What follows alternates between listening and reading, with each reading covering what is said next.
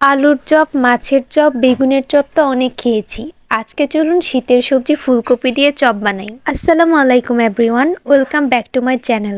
ফুলকপি দিয়ে তো অনেক ধরনের পাকোড়াই তৈরি করে খেয়েছি, কিন্তু এইভাবে কখনো চপ তৈরি করে খাওয়া হয়নি। আজকে ফার্স্ট আমি এই রেসিপিটা ট্রাই করছি এবং আপনাদের সাথেও শেয়ার করছি।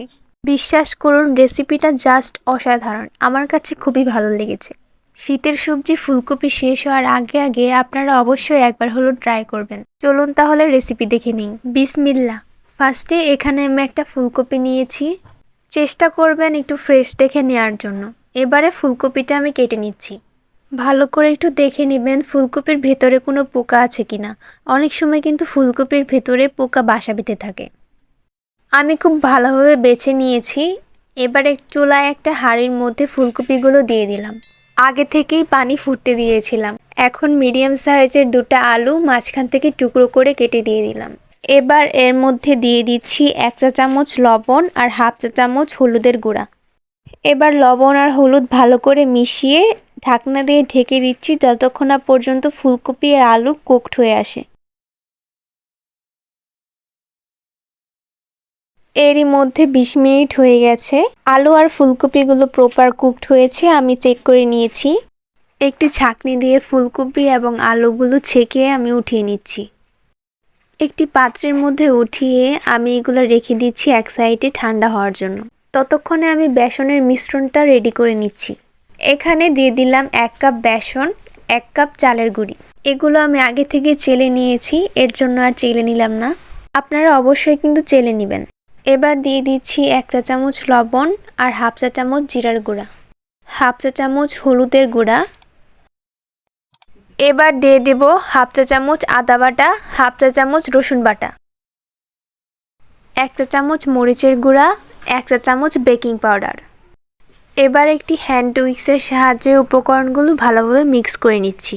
আপনারা চাইলে আদা বাটা এবং রসুন বাটার পরিবর্তে আদা এবং রসুনের গুঁড়া ব্যবহার করতে পারেন। এর মধ্যে দিয়ে দিলাম 1 কাপ পানি। একবারে বেশি পানি কিন্তু দেওয়া যাবে না, তাহলে ঘনত্বটা বেশি পাতলা হয়ে যেতে পারে। অল্প অল্প পানি অ্যাড করে দিয়ে এই ব্যাটারটি তৈরি করে নিতে হবে। আরও সামান্য একটু পানি অ্যাড করে নিলাম। এবার ব্যাটারটিকে খুব ভালোভাবে ফেটিয়ে নিচ্ছি।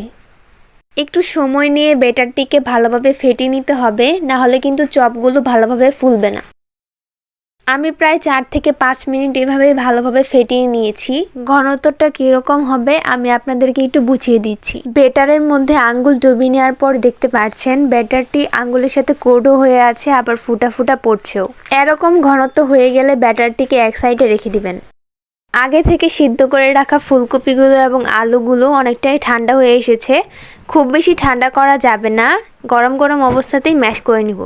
আমি এখানে কাঁটা চামচ দিয়ে ম্যাশ করে নিয়েছি, আপনারা চাইলে ম্যাশার দিয়েও ম্যাশ করে নিতে পারেন। এখন আমি চলে যাচ্ছি চুলায়। চুলায় একটি প্যানের মধ্যে দিয়ে দিচ্ছি 2 টেবিল চামচ সয়াবিন তেল। এর মধ্যে দিয়ে দিচ্ছি 2টি পেঁয়াজ কুচি। এবারে নেড়ে চেড়ে পেঁয়াজটিকে একটু সফট করে ভেজে নিচ্ছি।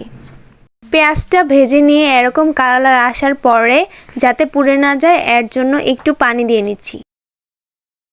এখন দিয়ে দিচ্ছি 1 চা চামচ শুকনা মরিচের গুঁড়া, হাফ চা চামচ জিরে গুঁড়া, হাফ চা চামচ আদা বাটা, হাফ চা চামচ রসুন বাটা, হাফ চা চামচ হলুদের গুঁড়া। এবার এই শুকনো মশলাগুলোকে সামান্য একটু কষিয়ে নিচ্ছি। মশলাগুলো কিছুটা কষানো হয়ে গেলে দিয়ে দিচ্ছি এর মধ্যে আগে থেকে কেটে রাখা হাফ কাপ টমেটো এবং দিয়ে দিচ্ছি 2টি কাঁচামরিচ কুচি। সামান্য একটু পানি অ্যাড করে মশলাগুলো ভালো করে কষিয়ে নিচ্ছি যেন মশলাগুলো পুড়ে না যায়। নেড়ে নিতে নিতে যখন দেখবেন টমেটোটা কিছুটা সফট হয়ে এসেছে এবং তেলটা উপরে ভেসে উঠেছে, তখন বুঝবেন মশলাটা কষানো হয়ে গেছে। এবার দিয়ে দিচ্ছি আগের থেকে ম্যাশ করে রাখা ফুলকপি এবং আলুর মিশ্রণটা। এবার খুব ভালোভাবে নেড়েচেড়ে মশলার সাথে ফুলকপি এবং আলুর মিশ্রণটা মিশিয়ে নিব। আলু এবং ফুলকপির এই পোরটা রান্না করার সময় বুঝবেন চারপাশে এমন সুন্দর একটা স্মেল ছড়িয়ে পড়েছে যেন মনে হবে মাংস রান্না হচ্ছে।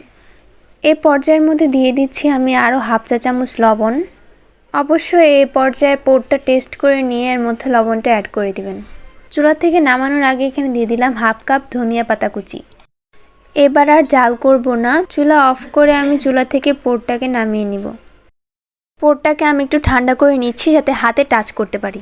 পোরটা যখন কিছুটা ঠান্ডা হয়ে এসেছে তখন আমি হাতে তেল মেখে পোরটাকে চপের শেপ করে নিচ্ছি। আমরা যেভাবে আলুর চপ তৈরি করে থাকি ঠিক ওইভাবেই চপগুলো তৈরি করে নিতে হবে। পরিমাণ মতো পোর নিয়ে হাতে একটু চেপে দিলে এরকম চপের শেপ চলে আসবে।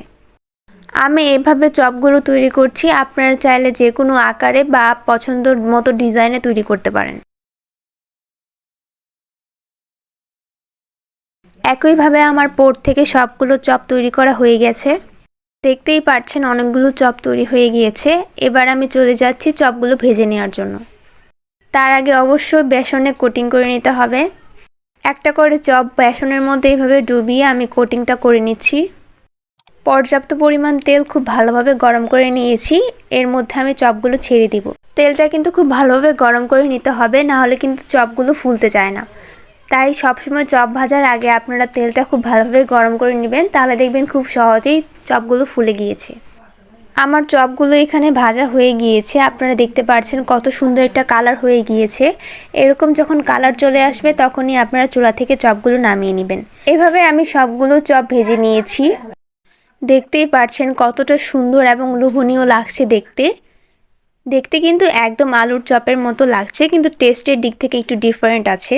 আমার কাছে তো আলহামদুলিল্লাহ অনেক ভালো লেগেছে। সো আমি রিকোয়েস্ট করব আপনারাও বাসায় একবার হলেও ট্রাই করবেন শীতের সিজন চলে যাওয়ার আগেই।